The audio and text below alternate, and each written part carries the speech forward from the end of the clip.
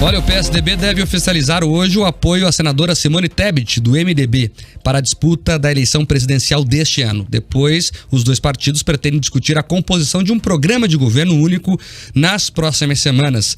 Sobre esse assunto, nós conversamos com a Camila Andrade, lá em Brasília. Camila, boa tarde para você. Como é que isso repercutiu na bancada aí desses dois partidos paranaenses? Boa tarde, Mark, para você e para todo mundo que está acompanhando o RIC Notícias Opinião. Só quero perguntar antes que se o Escola não veio, eu posso falar mais hoje, né? Mais ou menos, Camila, já é 47.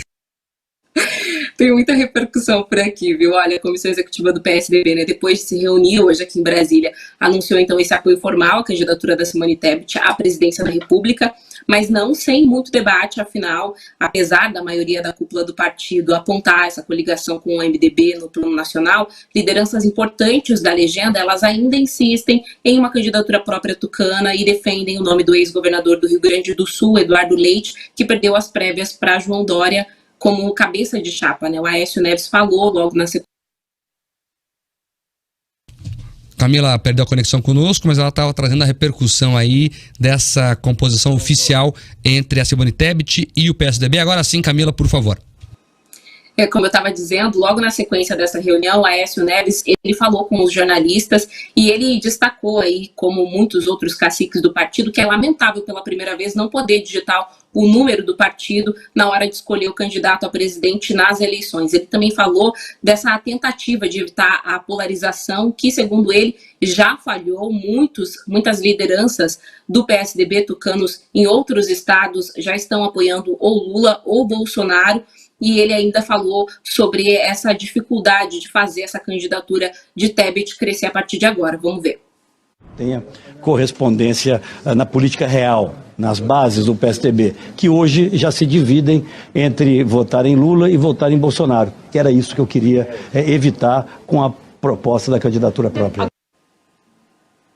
É isso, como essas lideranças elas foram votos vencidos, com anúncio então de apoio, PSDB e MDB começam a discutir a composição de um programa de governo único nas próximas semanas. O ex-governador gaúcho, o Germano Rigoto, que é o responsável pelas diretrizes da campanha da senadora, ele diz que pretende discutir com o presidente nacional do PSDB, o Bruno Araújo, e também com o deputado federal Rodrigo Maia, o envio de contribuições do partido para esse plano de governo. Até agora, apenas as diretrizes gerais do plano de governo foram divulgadas, justamente à espera dessa definição de apoio. O José Aníbal, que é ex-presidente do PSDB, disse em entrevista à CNN Brasil que a intenção é indicar o senador Tasso Gereissati a vice na chapa. Ele, inclusive, já enviou uma proposta incorporada ao plano de governo, que é a adoção de uma lei de responsabilidade social com metas para a redução da desigualdade social. O desafio da Frente Ampla agora é tornar a senadora mais conhecida pelo país. Ela tem um desempenho melhor no Sul e no Sudeste, isso segundo a última pesquisa que foi divulgada,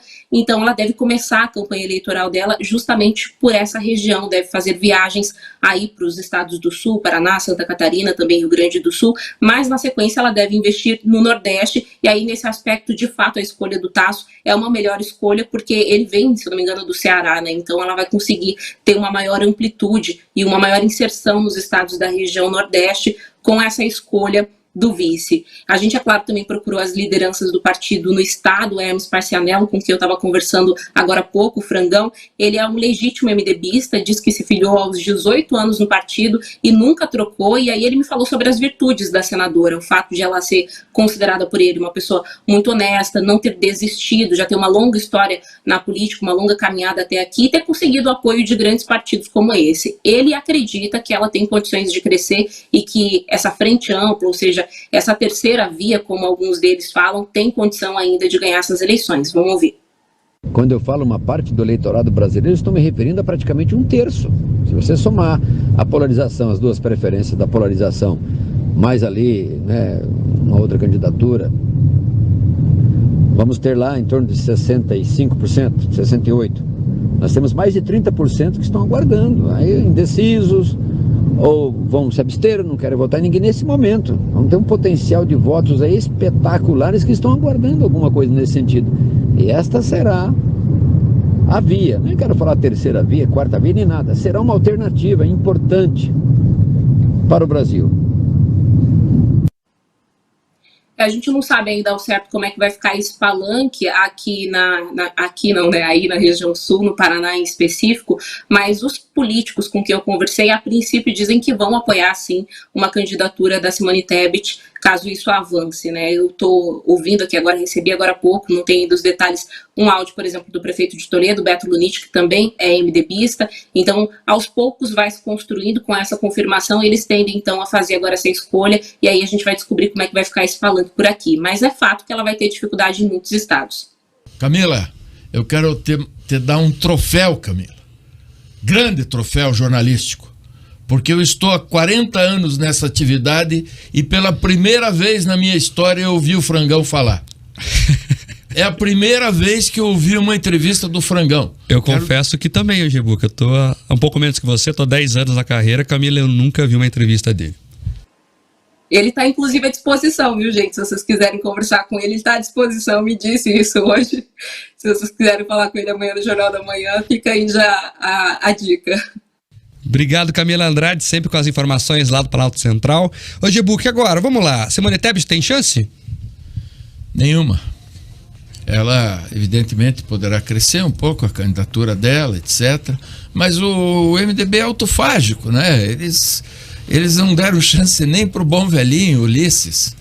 E ela, naturalmente, por ser uma mulher, etc., vai ter simpatia de uma parcela do eleitorado, mas a eleição já está polarizada e a adesão do PSDB ao MDB é uma sopa de nada com coisa nenhuma, nessa eleição pelo menos. Ela vai ser, como é que chama? Cristianizada? Certamente cristianizada. É exatamente sobre essa cristianização que o Aécio Neves falou, ele entende disso. Você lembra da história, Gê, para contar para os ouvintes do porquê desse termo na política? Não lembro. Ele é um candidato que foi abandonado pelos seus, né? E aí surgiu essa brincadeira do cristianizado. Era um candidato a presidente da República, isso, né? Exato. O partido pediu para ele saiu, mas ninguém no partido o apoiou. E o PMDB já está falando que vai fazer, o MDB agora, né? Tá falando que vai fazer isso, Gê. O MDB, a maior parte dele é bolsonarista, vai com o Bolsonaro. A outra parte ali, o MDB alagoano, que tem o coronel, né, do Calheiros no comando, é lulista, e por aí vai, né? O Calheiros usou muito essa moça. O Calheiros é uma das figuras mais nefastas e indesejáveis da política brasileira. É verdade, eu conheço esse cabra da eleição do Collor. Ele era um baba-ovo do Collor em 1989, deputado estadual, depois foi deputado federal, depois conseguiu ser ministro da Justiça de Fernando Henrique Cardoso, mas é uma figura lastimável da política brasileira. Mas manda, né? Tem poder. É um coronel, é o sujeito que disse a esse Supremo Tribunal Federal que quer intervir agora no governo do senhor Jair Bolsonaro: vocês não vão me citar. Deu de ombros para decisões do STF. Eles não citaram. Essa cambada que tá lá. Não, só tem 2 novos que também não mudaram muita coisa, hein? Falta isso pro Pacheco? Coragem? Isso. Não, falta envergadura, né? Mas a coragem vem da envergadura também, né? Elas estão relacionadas. São sinônimos.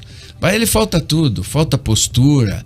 E ele está preocupado em resolver o pepino da empresa que ele advoga lá. Vai te processar, Gebuca. Pode processar, Gebuca.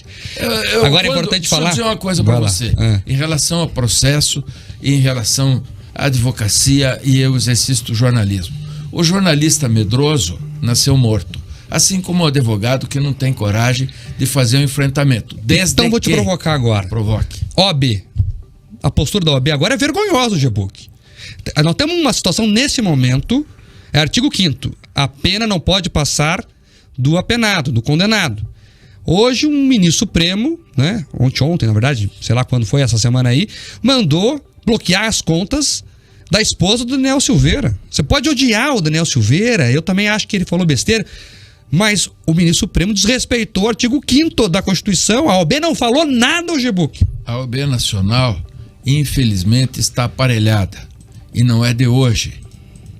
É o 3º ou 4º presidente que se sucede nessa instituição que está preocupado em albergar os grandes advogados que ganham muito dinheiro com o governo, ganharam muito dinheiro com o governo de esquerda, e deixam de proteger os advogados e deixam de proteger o Estado Democrático de Direito. Aliás, o apanágio dessa, que é a maior de todas as ONGs, né, desse país, organização não governamental, que é a Ordem dos Advogados do Brasil, ela perdeu o seu objetivo maior, que sempre foi, agora eu vou repetir o parametrizar a sociedade brasileira no bom caminho, no bom sentido, no sentido de preservar as liberdades, o Estado de Direito, e aí o Estado Democrático de Direito.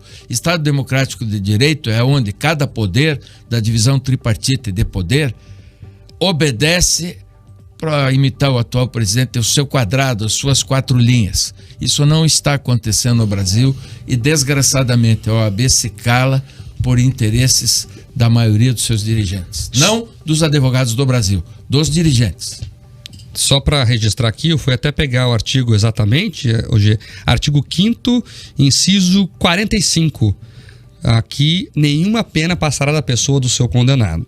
Agora, hoje, os advogados também têm que se reunir e começar a cobrar. Estão calados demais. Não tem ninguém na OAB para lançar um movimento contra o petista que comanda a entidade. A OAB tem uma história importante demais, Odibuco, para virar um sindicato petista. É lamentável. A sociedade brasileira está nessa situação, talvez, por fato de uma OAB que seja mais decisiva. As duas maiores instituições desse país, nos momentos em que houve a demanda democrática, sempre foram a Associação Brasileira de Imprensa e a Ordem dos Advogados do Brasil. Tanto uma como outra deixaram de funcionar, de existir, lá por volta do período do mensalão. Aí começou o aparelhamento das duas instituições e de lá para cá nós nos ressentimos da importância dos... Você lembra o nome do presidente da OAB? Não, eu lembro do Felipe Santa Cruz, mas ele colocou alguém lá no lugar dele, né? O atual, você tá falando? É um Filipinho. Isso. É um boneco de ventríloco do Felipe Santa Cruz. É muito triste isso. É isso, temos que sair. O Beto Simonetti, só para trazer aqui a informação. Vamos sair embora hoje, que já deu tempo aqui, mas tem um ouvinte que eu queria registrar aqui, o Marcos